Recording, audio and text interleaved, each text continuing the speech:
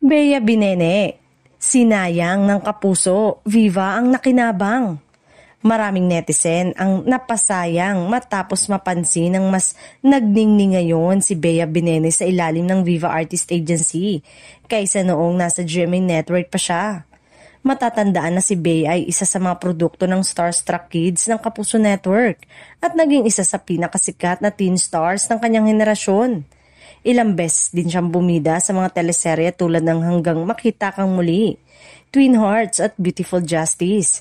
Ngunit sa paglipas ng panahon ay tila unti-unting naisantabi ang kanyang karera. Sa isang panayam kamakailan, inamin ni Bea na dumaan siya sa panahon ng self-doubt matapos hindi bigyan ng mga bagong proyekto.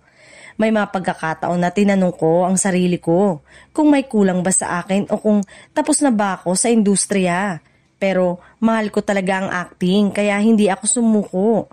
Ngayon sa ilalim ng Viva, unti-unting nabubuhay muli ang kanyang karir. May mga bago siyang endorsement, film project at mas aktibo na rin siya sa social media kung saan kitang-kita ang reinvented at mature image niya. Masaya ako sa bagong chapter na to. Ang daming opportunities, ang daming taong naniniwala ulit sa akin.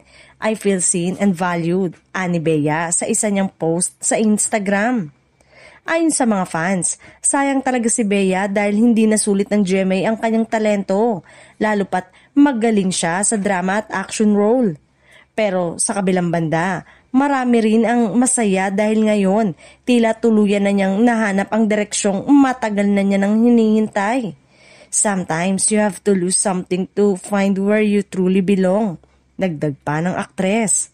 Sa ngayon, malinaw ng Viva talagang nakinabang dahil habang pinakawala ng Kapuso Network si Bea Binene naman ay mas lalong kumikinang sa bagong tahanan nito.